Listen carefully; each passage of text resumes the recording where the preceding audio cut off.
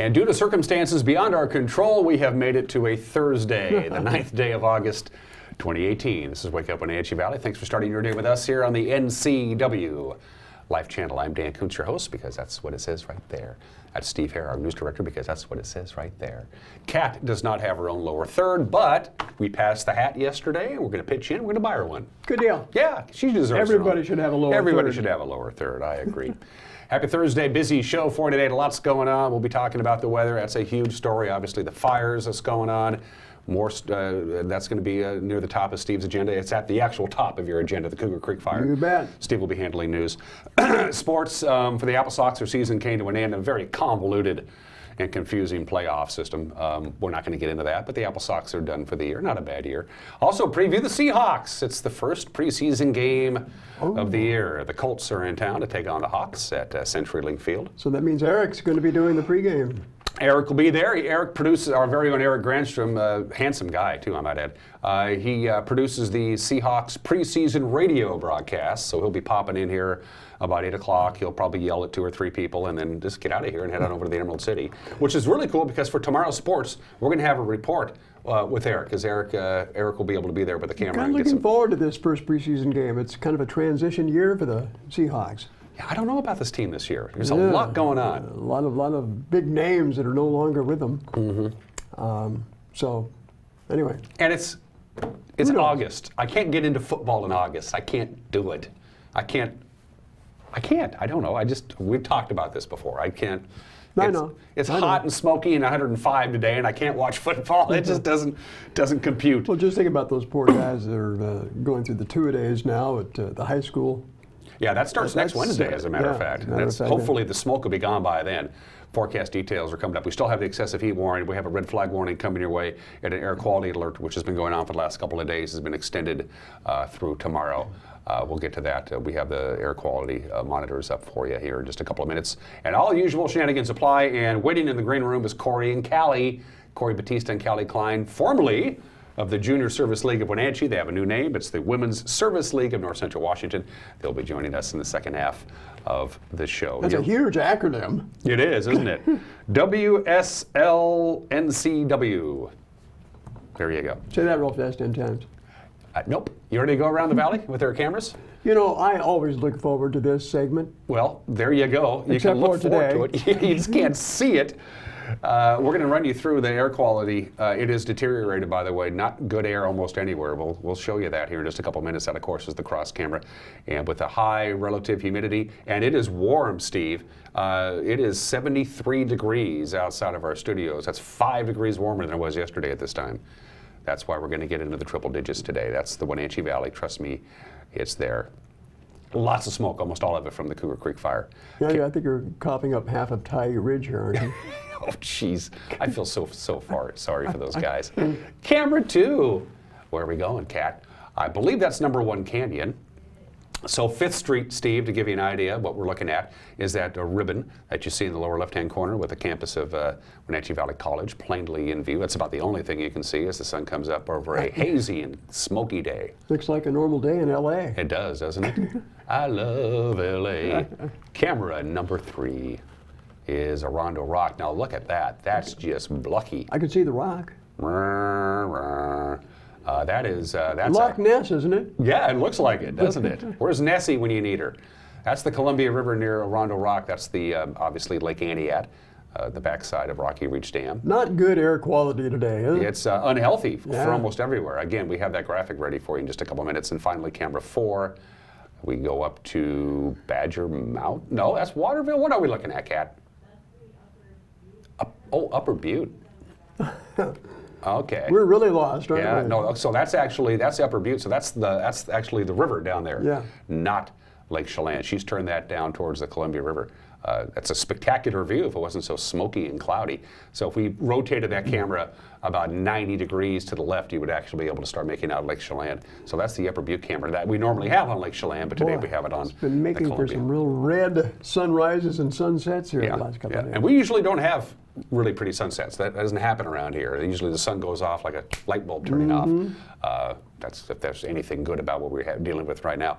Air quality. Let's take a look at what's going on from the Washington State Department of Ecology. If you see a red dot, that means your air is unhealthy, and that is Winthrop, Twisp, Chelan, and the Wenatchee Valley proper, all registering unhealthy. That's pretty bad. Now, Twisp had it even worse.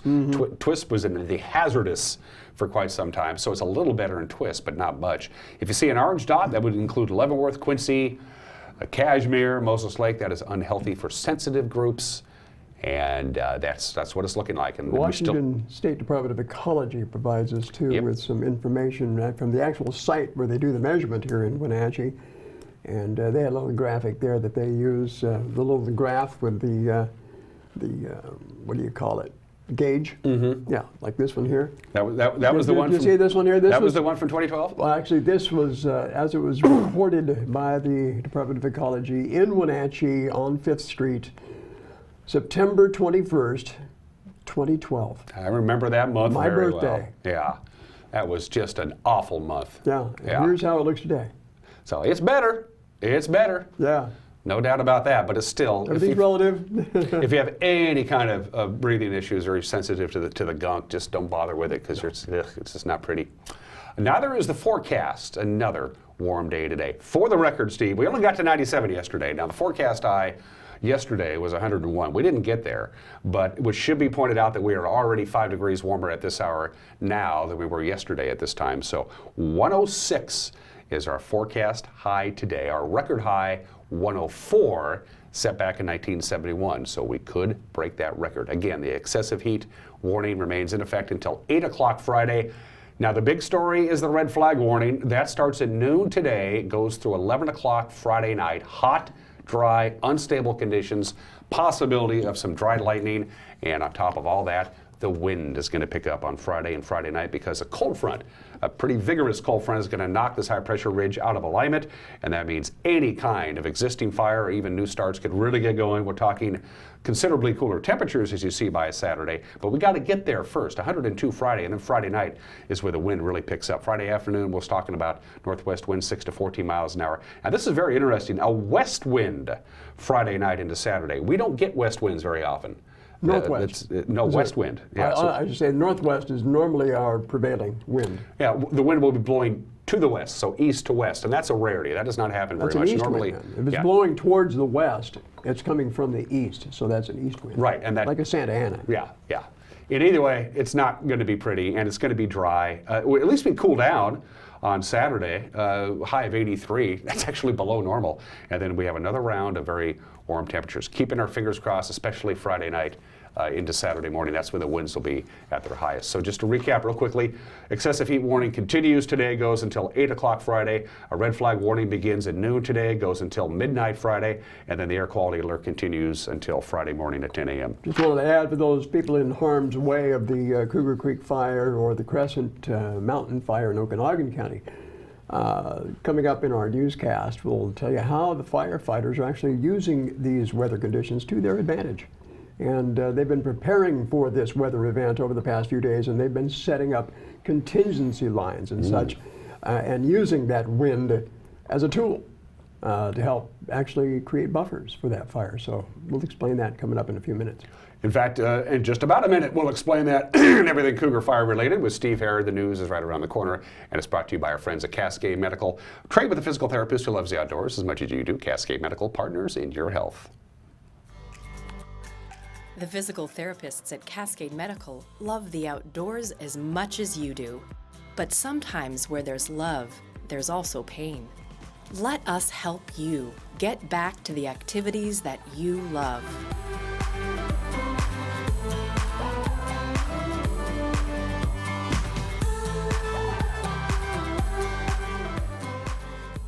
Cascade Medical, partners in your health.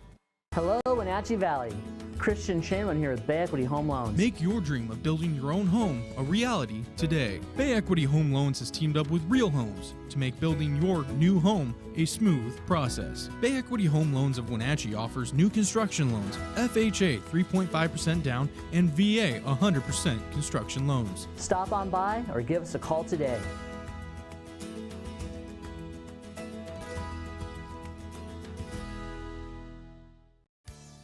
And now it's time for your local news update with Steve Hare. Good morning and welcome to our newscast for this August 9th, Thursday. And we're going to head right out to the fire lines to head things off here. Cougar Creek fire managers provided a briefing last night for residents of the Plain community. They held a public information meeting there last night. The lightning-sparked wildfire has now grown to over 9,000 acres of timberland. It's located about 20 miles northwest of Entiat and about 7.5 miles northeast of Plain. Now, the next few days are critical as a red flag warning calls for record heat followed by a cold front and windy conditions. A fire behavior analyst explained at last night's public meeting that crews are actually planning to use the weather conditions to their advantage. The good news, again, with these type of winds is it locks the fire in places we want it to be. It allows it to be consistent. When there's no wind, that fire can move in every direction, taking advantage of topography, taking advantage of different fuel types, like a hungry teenager going through your cabinets, okay? And so when we have these consistent type of winds and the fuel is available and ready, we know where it's going. It's not a mystery. So when we know where it's going, then we can prepare. What you heard from our ops chief is that we are prepared because we know where it's going. We're looking out ahead because we have an incident meteorologist who can tell us days ahead, and so we're gaming this out. And so from a fire perspective, behavior perspective, what I'm expecting is that incremental growth to continue and that fire to seek what we call alignment. We're looking for it to go in places downwind. The days that were explosive growth that you saw when it started after the lightning, those were windy days, and it moved in the direction of the wind. So we know where it's going, and we have to do it safely, and we can only engage during certain parameters. So what we do often is we're working at night. We work and try to do things when the weather is on our side, and we'll continue to do that. So from a fire behavior perspective, when this wind comes up and it stays dry, you can expect to see smoke in the air. But some of the smoke you're seeing today was what we were doing, because we were doing the fire on our terms, which helps us out. It builds a buffer, it builds a resilient landscape so that when the fire rolls through there, it will stop. In fact, yesterday there was a heavy air traffic above that Cougar Creek fire, especially along the western flank, creating a buffer to protect that area of Plain. In fact, they had actually some large aerial fire retardant drops across an area extending 6 miles along that ridgeline. Well, the fire has resulted in level 3 evacuation warnings for the upper Entiat Valley Road from Potato Creek to milepost 24.5. Meanwhile, it was also reported the resources on the Lost Fire were able to mount an aggressive ground attack supported by aerial resources. They were able to slow its progress just north of that Cougar Creek fire. The Lost Fire is currently estimated at about 107 acres. Meanwhile, over 400 firefighters are currently deployed in Okanogan County on the Crescent Mountain Fire. The blaze has burned over 11,000 acres of forest land located in the headwaters of the Twisp River. Wednesday afternoon saw moderate fire behavior with some tree torching and running. Crews, though, have been conducting burnout operations to establish contingency lines to protect homes and structures along Buttermilk Road area, which remains under a level 2 evacuation advisory. Also, in other fire-related news, as part of Washington State Department of Natural Resources' ongoing efforts to strengthen rural fire departments in wildfire-prone areas, Commissioner Hillary Franz will present a surplus wildfire engine to Okanogan Fire District 7, which covers the town of Riverside. Commissioner Franz will ride that fire engine through the OMAC Stampede Grand Parade with District 7 Chief Arnold Stevens before officially transferring ownership to the fire district. Now, the 2017 Washington State Legislature authorized DNR to transfer ownership of its surplus engines to rural fire districts in those wildfire-prone areas at no cost. Along with the District 7 engine, DNR is also granting surplus engines this year to Okanogan County Fire District 12, which serves the area east of Mount Hull area, and Fire District 16, which serves the Aeneas Valley. Last year, DNR provided surplus engines to Okanogan County Fire Districts 3 in Omak, 9 in Okanogan, 11 in Molson and Chesaw, and the Conconully Volunteer Fire Department as well. Well, the National Park Service has identified the climber who fell 100 feet to his death Saturday in the Forbidden Peak area of the North Cascades National Park. 60-year-old Eric Lindblom was with a group of 3 climbers when he reportedly slipped and fell after he lost his footing on wet rock slabs. A Park Service helicopter crew flew in from Marble Mount to recover the body, that according to the Skagit County Sheriff's Office. And finally, good news, Washington State apple growers expected to harvest a smaller crop this season compared to last year. Washington State Tree Fruit Association predicts a fresh packed crop of 131 million boxes of fruit this season. Now, that's down 2% from last year's 134 million box crop. President John Devaney said in his words, harvest has started for some early varieties, and growers anticipate a crop of excellent quality fruit, end quote. He said the members also report improved sizing over last year. Gala is projected to be the most numerous variety in 2018 at 24% of production. Red Delicious coming in second with 21.5%. Those varieties are followed by Fuji at 13.5%, Granny Smith at 13% of the total production. This year, Honeycrisp is forecast to come in at 10.8% of the total crop, and Crips Pink at 4.5%. Organic apple production continues to increase and is forecast to be 14% of the total, or a total of 18.9 million boxes. That's good news. Good year for apples. Yeah. A little bit easier to sell, I would imagine, at a smaller crop size. But next week is going to be kind of interesting because the Rotary Club here in Wenatchee, the Noon Rotary Downtown Group, is having a program on the tariffs, the foreign market tariffs. They have an official with the Washington State Apple Commission going to be providing a program next Thursday, and we'll be covering that as well. It's been a good year for everything. I was at the farmers market on Saturday, and they had peaches the size of bowling balls down there. Ooh, I got to go pick up some peaches. Oh, they were good. Everything's been good. They had a great cherry crop this year. They had a fantastic cherry crop, high quality and not necessarily big. Corn should be getting out there too. Oh yeah, Quincy corn's everywhere now. Yeah. It's everywhere. Peaches, and then we'll get into the pear season. Apples, of course, as Steve just noted on his report. It's been a really good year for local ag. Oh, it has been fantastic so far. By the way, just wanted to make note of a big meeting tonight, Wenatchee City Council meeting. It's a huge decision night for them. The future of the City Council and the way that you vote for your City Council members will be changed after tonight. And Dan, you have some insight on that. Yeah, it's the options that are available to the council. My gut tells me they'll go 5 and 2, 5 districts with 2 at large. That's my gut. And currently the City Council is all at large. Everything's at large, elected, so they're going to change that. And Grant Olson will be covering that and providing us with a story for that tomorrow morning. And of course, the reasoning behind this is they're trying to head off lawsuits. Yeah. You know, which is not really the way you want to go about doing business. I think the City Council, as is, does fine, but nobody wants to get sued. I think let's take it back to the commission. Oh yeah, no. 3-member commission. No, those days are gone. Thank you very much. If you're just joining us, excessive heat warning continues until 8 o'clock on Friday. Red flag warning begins at noon today because it's going to not only be hot and dry, but the winds will be picking up, especially Friday afternoon into Friday night. Air quality alert continues. Air quality unhealthy for the Wenatchee Valley, Chelan, Winthrop, and Twist, and it's unhealthy for sensitive groups for Moses Lake, Kashmir, Quincy, and Leavenworth. This seems to be probably about the worst day of the air quality. That's what it's looking like, because with the winds picking up, it's going to scare out the skies a little bit. 19 minutes after the hour, we still have sports to get to.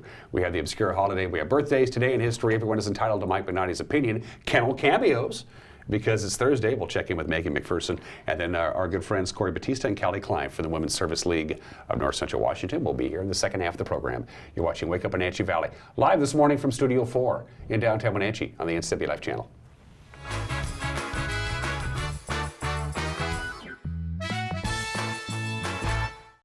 Hey folks, Carrie from Blueberry Hills in Manson, where we've got huge news.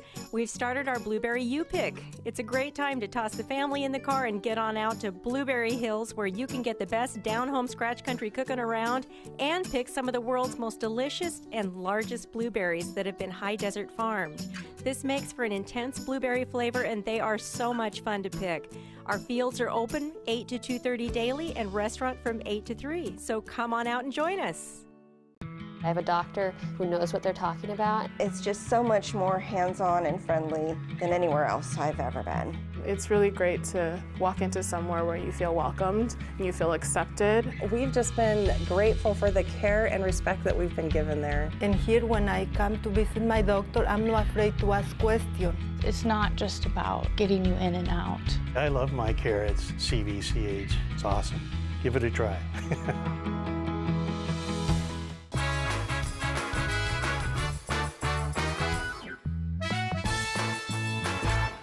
And welcome back. 20 minutes after the hour on this Thursday edition of Wake Up Wenatchee Valley. 72 degrees outside of our studios. Hazy, smoky, hot. High of around 105 or 106. Could very well break a record.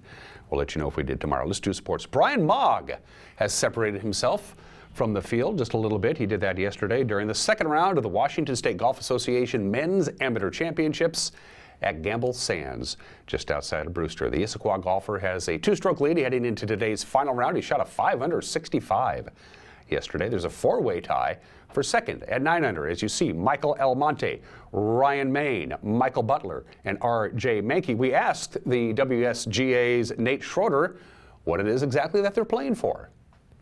They're playing to get their name on the John Bodenhammer Memorial Trophy. Or perpetual trophy, I should say, not memorial, but they're really playing to call themselves a state champion. A little bit, there's a payout to the pro shop, small amounts for the winners, but it's really mostly about pride and honor and being able to say that you won, got your name on the trophy.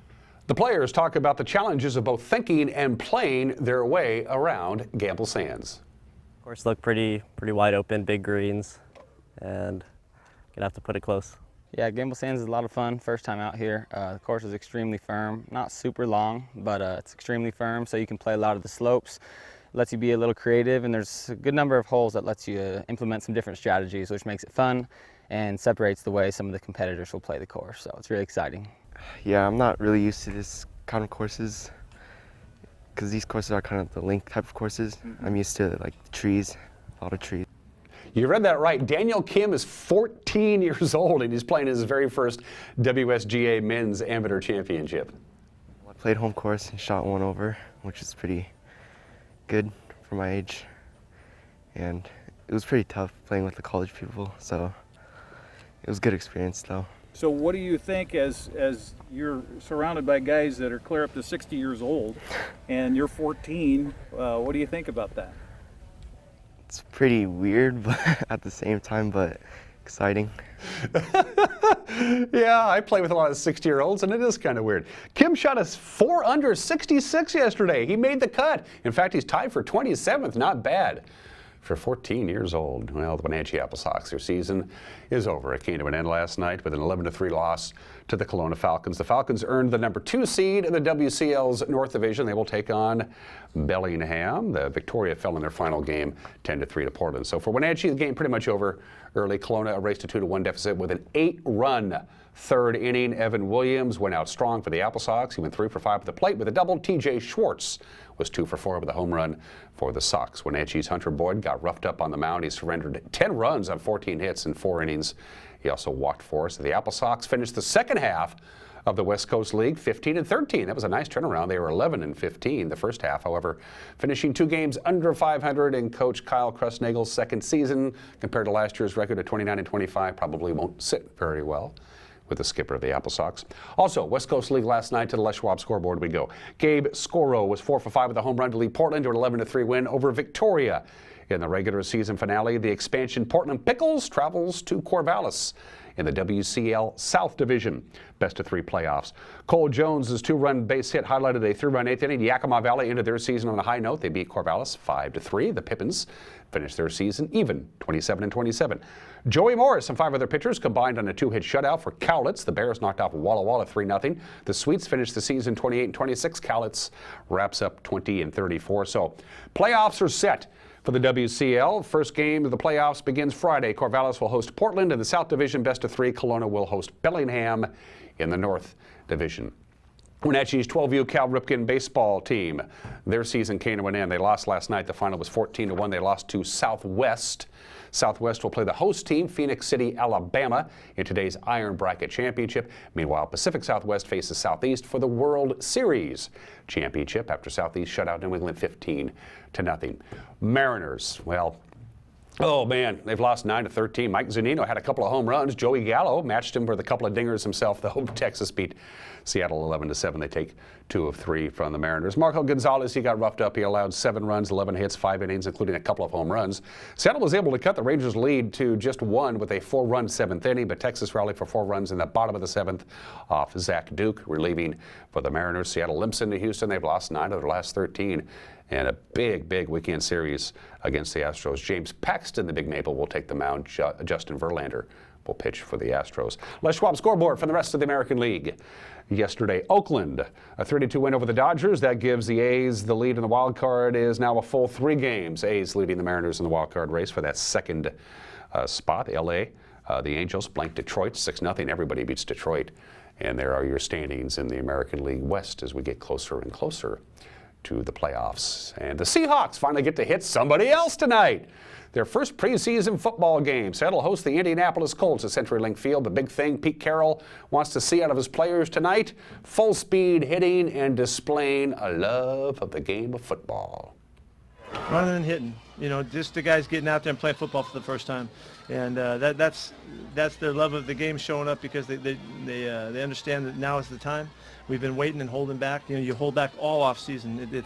It's really not a football mentality in the off season. You have to just hold off and hold back. Now they don't have to hold back anymore. So I'm looking to see if they can embrace the moment and jump on it, and we can play our tail off and run up and down the field on those kickoffs and show what they got and have some fun playing the game we love.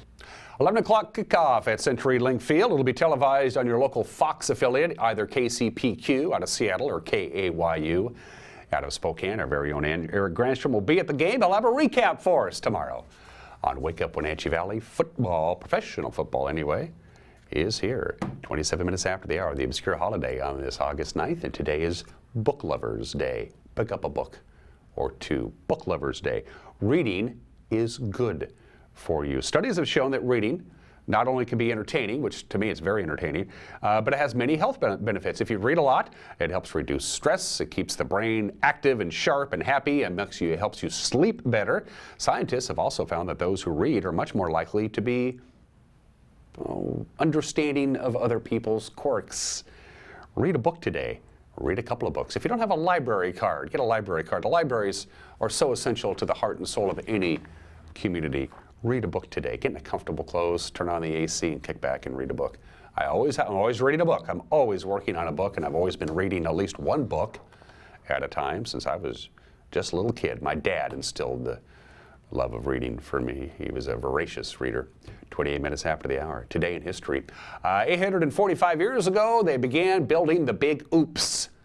The Tower of Pisa. Took them a couple of centuries to complete. Of course, what happened is they didn't have enough foundation. The soil that they built it on couldn't handle the weight of the tower, and as they started building, they started going, Now, they fixed it. The tower's not going to fall over. In the early 1990s, they fixed it. And it's at one point, I think it was like close to a 6-degree lean. Now it's closer to like a 3.5. So it's not going to fall over. But they started building the Leaning Tower of Pisa on this date 845 years ago. Oops. And people still go to it. August 9th, 1945. The Soviet Union declares war on Japan, and on the same day, Nagasaki was devastated. The bomb, this one, was called Fat Man, dropped by the B-29 Bockscar. 35,000 people are killed immediately, including about 28,000 Japanese war workers. 2,000 Korean forced workers and about 150 Japanese soldiers. So it didn't kill a lot of soldiers. But finally, Japan figured out that we're just going to keep doing this until you give up. And they gave up. August 9th, 1965. Here's how you start a new country. You can do one of two things. You can rebel and rise up in an armed conflict and toss some other country aside to bring on religious freedom and liberty and all the good stuff that it takes. That's one way to do a revolution, to start your own country. Or you can get tossed out by the country you're already in. That's what happened. Singapore was expelled from Malaysia. Singapore was part of Malaysia, and Malaysia says, Singapore, take a hike, you're out of here. Singapore is the only country that anybody knows, that gained their independence unwillingly. They didn't want to get tossed out of Malaysia. Malaysia told them to go take a hike, and Singapore became its own country on this date 53 years ago today. Maybe that's the way to do it. August 9th, 1974, 44 years ago today, there is the official letter. The day before, of course, President Richard Nixon said at noon on August 9th, 1974, he would resign the presidency, and at noon on August 9th, 1974, that letter was delivered by a messenger to the Secretary of State, Henry Kissinger, making it official, and Vice President Gerald Ford became the 38th President of the United States. And finally, 30 minutes after the hour, birthdays. Robert Shaw, the great Robert Shaw. Born in the state in 1927, died of a heart attack at the age of only 51 back in 1978. That's his photo, of course, when he played Quint in the all-time classic Jaws. He won an Oscar for A Man for All Seasons. For me, his best role was Doyle Lonnegan in The Sting. You remember, he was the antagonist in The Sting to Paul Newman and Robert Redford. They weren't going to make The Sting because they couldn't find somebody to play Doyle Lonnegan, the bad guy. Paul Newman flew to London, personally delivered a script to Robert Shaw and said, will you play Doyle Lonnegan? And he said, yes, the great Robert Shaw, very underrated as an actor, born in the state in 1927. Sam Elliott has having a nice little comeback. There's Sam. Mask, Roadhouse, which is a goofy movie but fun to watch. Tombstone, The Big Lebowski, of course he's the voice of Smokey the Bear. Sam Elliott doing good, going strong at 74 years old today. And the only artist ever to chart 7 consecutive #1 hits on the Billboard Hot 100, Whitney Houston, was born August 9th, 1963, died, of course, 6 years ago at the age of 48. We miss Whitney Houston. She could sing, no question about that. Those are your birthdays. If you know somebody who's having a birthday, by the way, get them to me. Go to our Facebook page. Go to NCW Live's Facebook page, private message us. We'll get your birthday on the air. Still to come, everyone is entitled to Mike Minotti's opinion, and our good friends from the Women's Service League in North Central Washington, Corey Batista and Callie Klein will be coming in. And ironically enough, we got good news and bad news.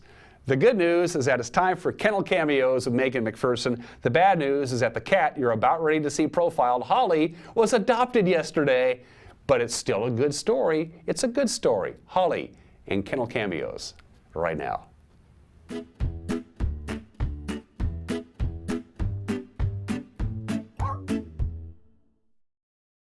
Hey guys, Megan here with the NCW Life channel. We are here with Renee Parkins, the Development Officer of the Wenatchee Valley Humane Society, and also joining us today is Holly.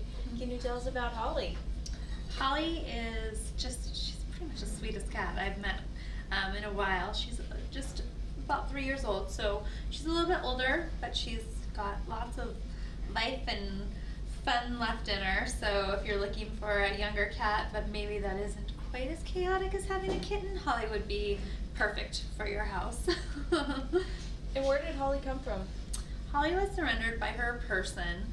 Her person was allergic, and so they were unable to keep her for health reasons. She is probably looking for a house that's indoor-outdoor, because that's where she came from. You know, a house where she can come in at night but still have a little bit of free reign. Okay, and how is she with kids and other animals? We don't know how she was with other cats. I don't know that she's actually been exposed to them, but I know she lived with a dog that she snuggled with, and they loved each other pretty dearly. She is not a great pet for kids. She likes to play sometimes a little aggressively with claws and teeth, and that's not always a great combination with kids, so she'd probably be better in an adult-only home. All right, and if someone wants to adopt Holly, what should they do? How much is her adoption fee? Holly came to us spayed, so her adoption fee is just $40. So if they are interested, I'd say come down, meet her in one of our meet and greet rooms, spend some time with her, and if she's the right cat for you, you can fill out adoption papers and take her home today. Great, she's beautiful. Holly, do you have anything to say? You want to leave? She's like, I'm ready to leave. The Wenatchee Valley Humane Society is located at 1474 South Wenatchee Avenue and is open Monday through Friday from 11 a.m. to 6 p.m. and Saturday and Sunday from 11 a.m. to 3 p.m. Give them a call at 509-662-9577 or visit their website at wenatcheehumane.org. This has been Kennel Cameos at the Wenatchee Valley Humane Society.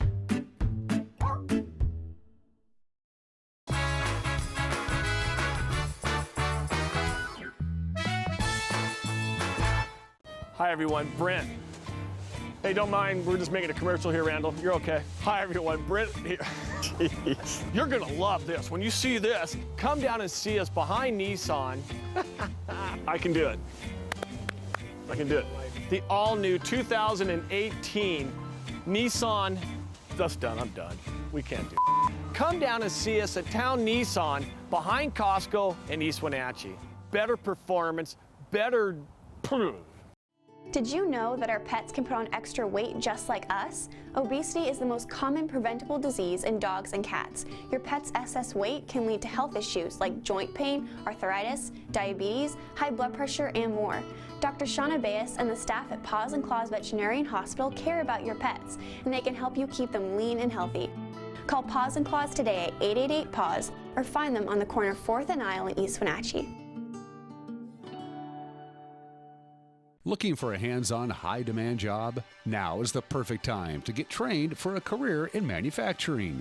Washington currently has a shortage of skilled tradespeople, and retirements are making room for more. The machining program at Wenatchee Valley College is designed to give students the foundation to excel in this precision industry. Don't wait, there are only 15 spots left. A 2-year degree and a 1-year certificate are available. Learn more at wvc.edu/machining. At Local Myth Pizza, we believe in real food, freshly prepared with only premium ingredients. Our cheeses are imported from Italy. Our sauces, dressings, and even our sausages are made in-house fresh daily. Featuring Northwest craft beers and 30 Chelan Valley wines and ciders. Family fun and amazing food. Eat local, drink local, and be local at Local Myth Pizza. Come see why Sunset Magazine says you can't beat Local Myth Pizza.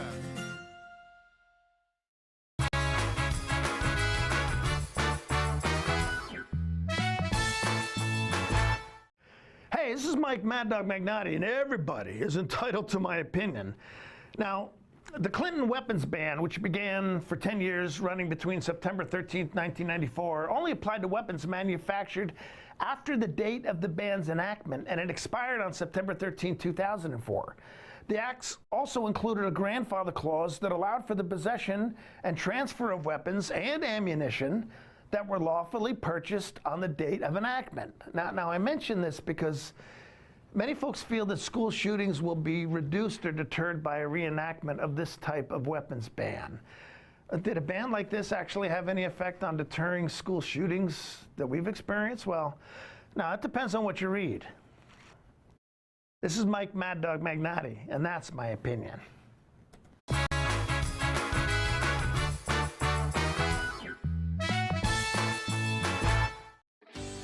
Lake Chelan Mailboxes is a small place with a lot to offer.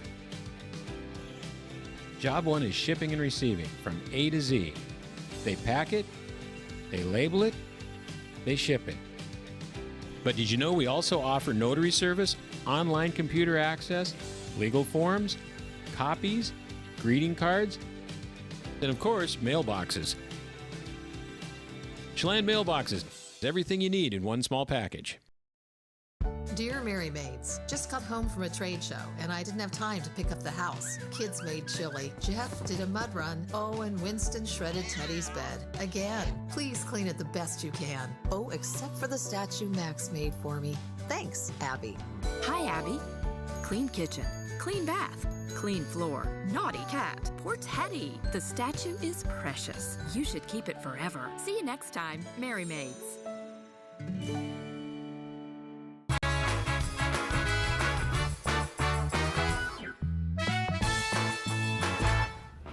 And we're back on Wake Up Wenatchee Valley. I am Dan Kuntz. The Junior Service League is a women's-based organization that's been around for many, many, many years. And 10 years ago, a couple of ladies who are near and dear to my heart, Penny Carpenter and Jennifer Bouchon, goes, we don't have one in Wenatchee. And so they founded the Junior Service League in Wenatchee 10 years ago. It's been going great guns ever since. And now they've gone to the next step. They've changed their name for good reason. And to talk about that and all the good stuff that the now Women's Service League in North Central Washington does, to my far left is Corey Batista, who's been there since day one, 10 years ago, and Callie Klein. Callie, you have an official title with this group, right? Are you like? This year I am the president-elect for the organization. So Teresa is our wonderful president this year, and I get to take the reins next year. Yeah. We are very thrilled about that. It's a great organization. Of course, Callie was on the show when we talked about Touch a Truck. Yes. Back in May, I believe it was.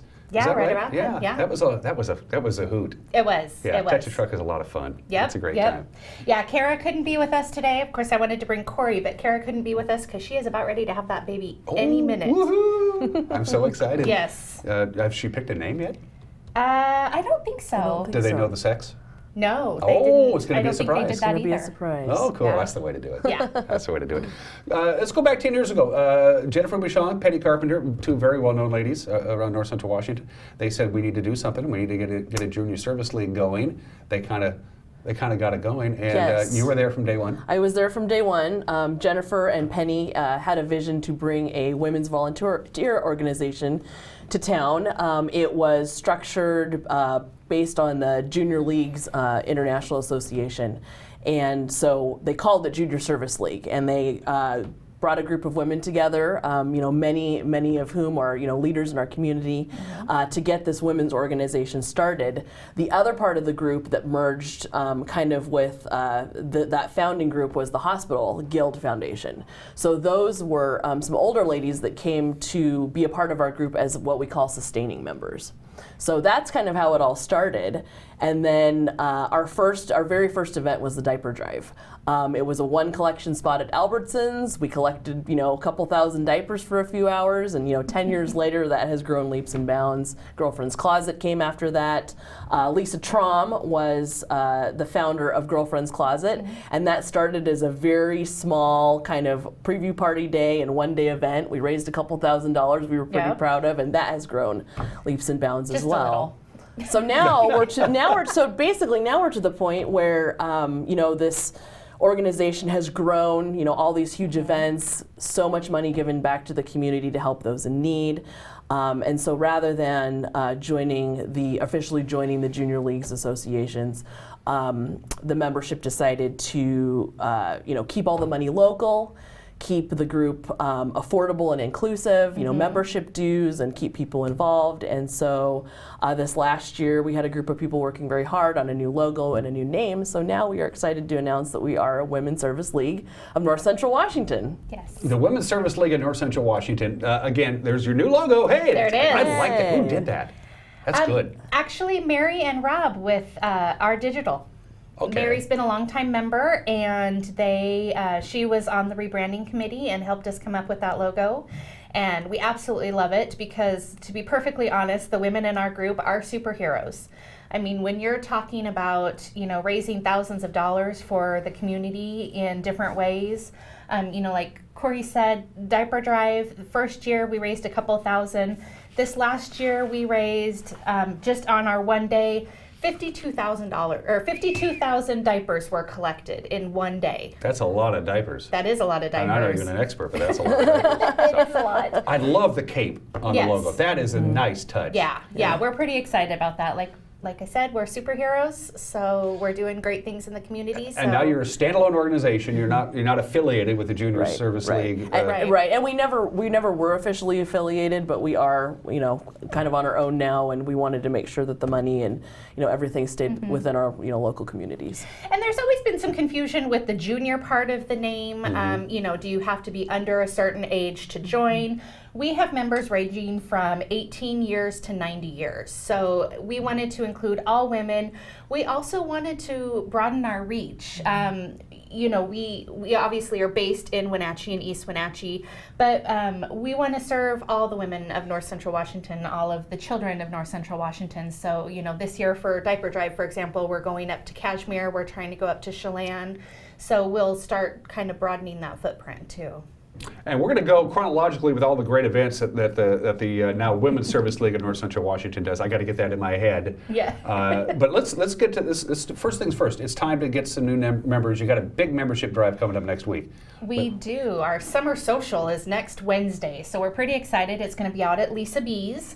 And it's the kickoff for our membership enrollment. We only take new members from August to November, so we want to start it off with a little bit of a party and invite women that are interested in joining. Even if you just want information, come and join us. We'll have committee members talking about all of the events that we do, so you can kind of get an idea of what we're about, and then hopefully join us.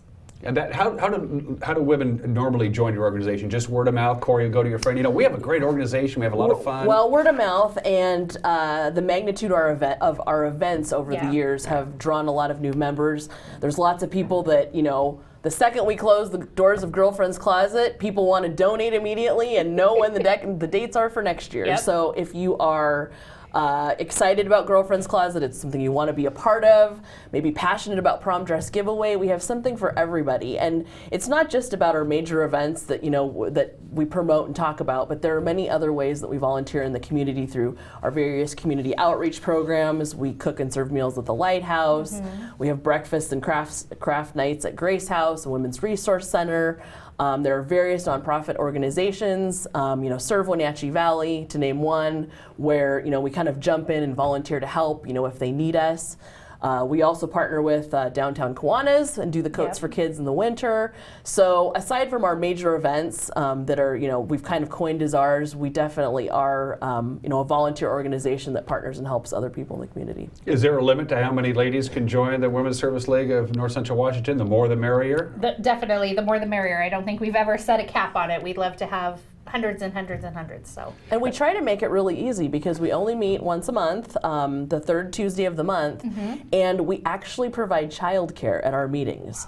We try to be really inclusive of, you know, making it easy for, you know, moms, women, you know, all types to join. So we do have childcare at our meetings. I'm told through sources that the meetings start out, they have an agenda and they go through all the important stuff they need to talk about, then slowly it just becomes this kind of a party. Yeah, pretty much. Pretty much how your meetings work. So you girls do have, you talk about that, you do serious work, this is important stuff, but it strikes me that you guys have you girls have a lot of fun. We do. That's it comes across. Absolutely, yeah. You know, I wouldn't want to be part of an organization where I didn't get to have fun every once in a while. So that's kind of, our summer social is an example of that. We do a Christmas party to celebrate the holidays. But then even at all of the events, you know, we always want to engage people and engage our members and have a lot of fun. And you'll always see us smiling and enjoying ourselves. So. It's a great way for women to meet other women in the valley that, you know, may not cross paths in other walks of life or what they do for careers. I've met, you know, some of my best friends through this group that I never would have known had it not been for Junior Service League. Absolutely. I do my grocery shopping. I'm not going to mention the store where I do my grocery shopping at because I told Albertsons I wouldn't mention their name. I was going through the diaper aisle on my way to get the milk and the butter and the nice stuff. Diapers are expensive.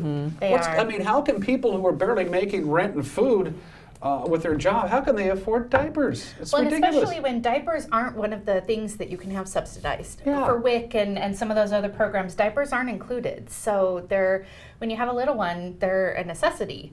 Same with formula. Formula is subsidized, but still, formula, wipes, all of that, it can add up really quickly. So yeah, our first big event after our summer social is Diaper Drive. Yeah, and a lot of people don't realize that those items that are really a truly essential need item are not subsidized, you know, by the government or any sort of assistance. And like you said, diapers are extremely expensive.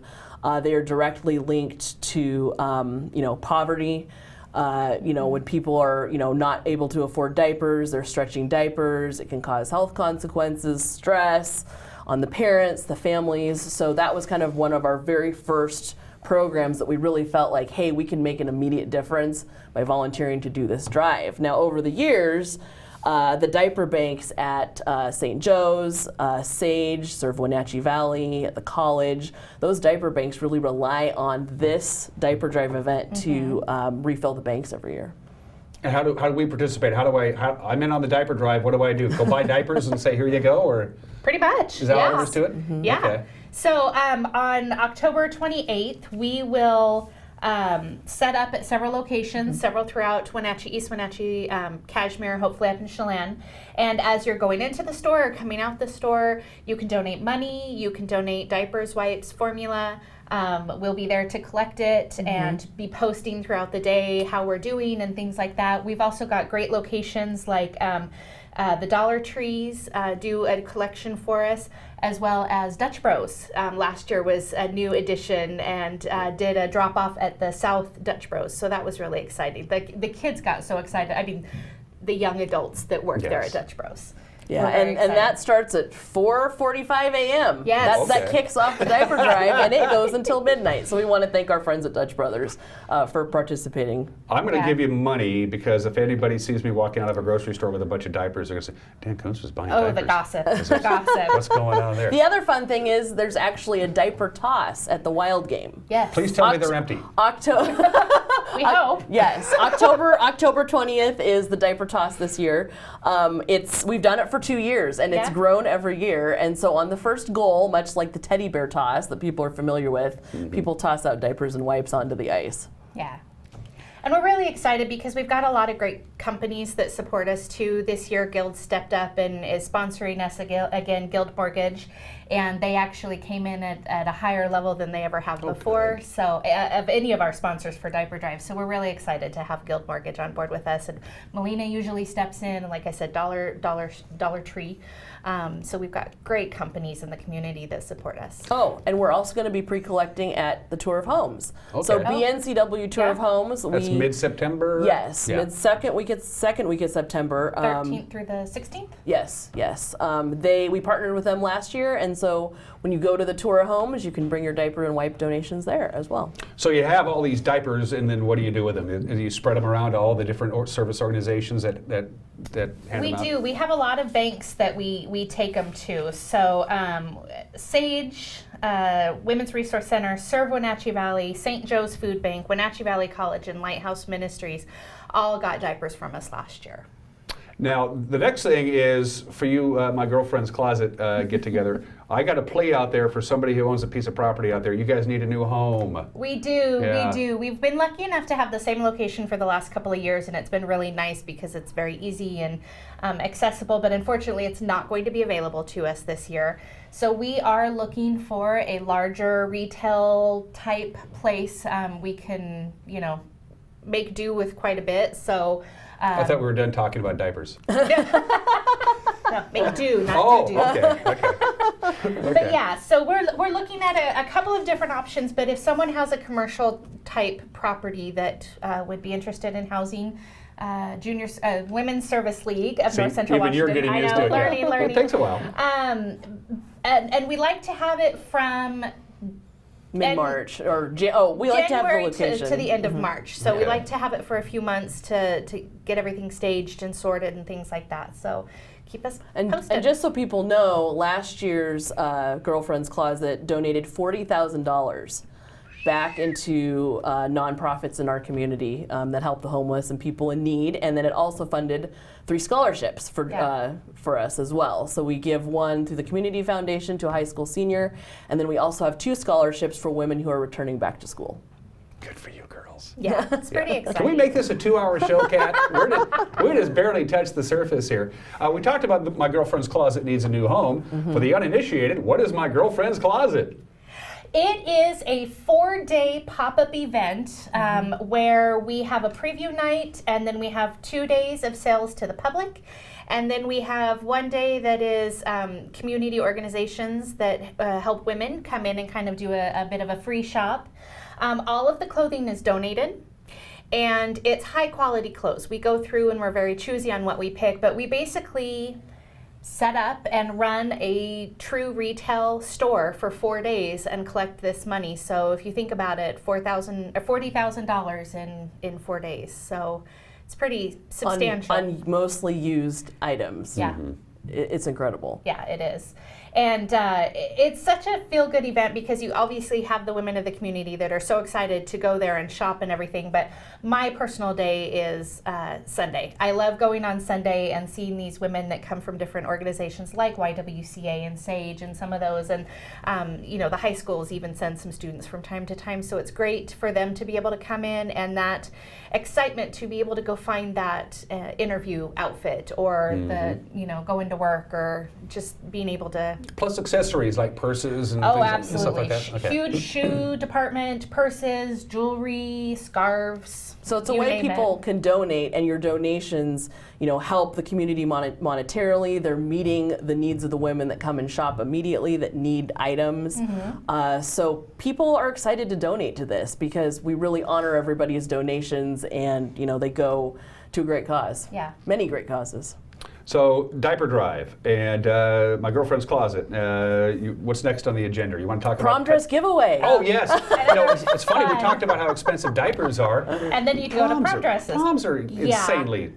You know, you got to rent a tux, and the girls got to have a dress, and the guys rent the tux and bring it back, but the girls normally keep the dresses. Right. And you got the dinner, and you got the limo. And girls usually wear dresses once, you know. And so this last year we did prom dress giveaway for the first time. Basically immediately following, the week following my girlfriend's closet, so we were in the same location.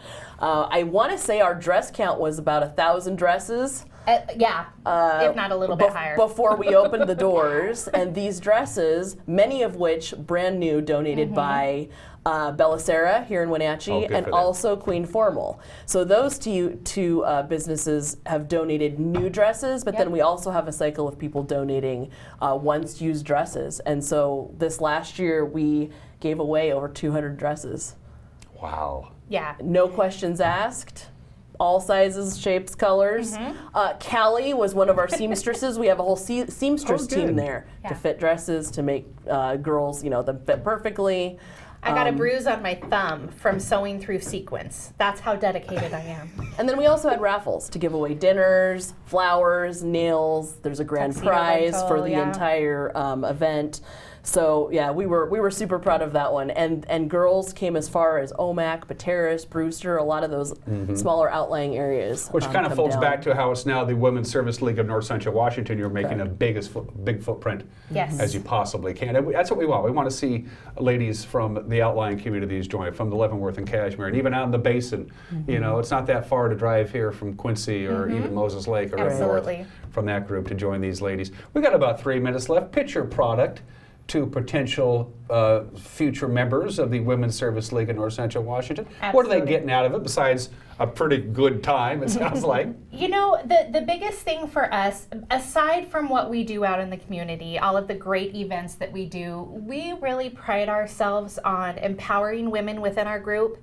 We want to promote leaders in the community, so we really work on finding those members that maybe don't even see potential in themselves to take that leadership role and really work with them and promote them. And that's how I'm sitting where I am today. I've been a member for, I think I'm going on my 5th year. And you know, never thought I'd be sitting in a president-elect position, but they saw something in me that I didn't necessarily see. So, you know, that's one of the big things. We have fun, we raise money for the community, we do a lot of good out there in a lot of different ways. So if you're someone that likes to just be that workhorse and get stuff done, we've got those positions. If you like to be in front of, I don't know that anybody likes to necessarily be in front of cameras, but we have those positions. You know, we've got all different levels. So that's the biggest thing, I think, when you join our group. You can be a full-time member, you can be a sustainer, as Corey was talking about, some of our members that want to be part of it but don't necessarily have the commitment to do the monthly meetings or those kinds of things. We've got something for everybody, and it's all about empowering women to make a difference in our community through community involvement and volunteering. You're good. Thanks. Do you have anything to add to that, Corey? I don't know what else that you was can possibly excellent. add. That was excellent. Oh yes, follow us on Facebook. Okay. Yes. We have a Facebook page. That's where a lot of our information is out there about events, things coming up, opportunities, and then Our Digital will be rolling out our new fancy website here shortly. Yeah. So, and the only qualifications is you gotta be a woman. That's it. Yeah. That's all there is. You're out. I can see all kinds of different. I mean, like recently retired women who now have time on their hands and they got energy and they want to volunteer and they want to make things better. Those or maybe young stay-at-home professionals who are just stay-at-home moms that want to come out and interact with humans other than their littles. Yeah. You know, different things. Sure. But yeah, and it's great because we really do have that. We've got every background, every profession. You know, it's just a great group of women. So please come join us next week. Lisa, which is a fun place to go anyway. It is. Yes. So. But join us, find out more about becoming a member, and we'd love to see our membership grow and grow. Definitely. So when do I get to see you again? I want you know. to come back, and next time you got a big event, I want you in here. Absolutely. Yeah, and have her bring the baby. Yes. Yeah. Yes. So, Especially for diaper drive, right? Callie, Corey, thanks for joining me. Thank you so I much. appreciate it. More information, just Facebook. They're just in the Facebook bar, and you'll find it. And go to Lisa B's and have a good time. All right. Everybody have a great Thursday. We'll see you tomorrow. Until then, take care. Bye bye.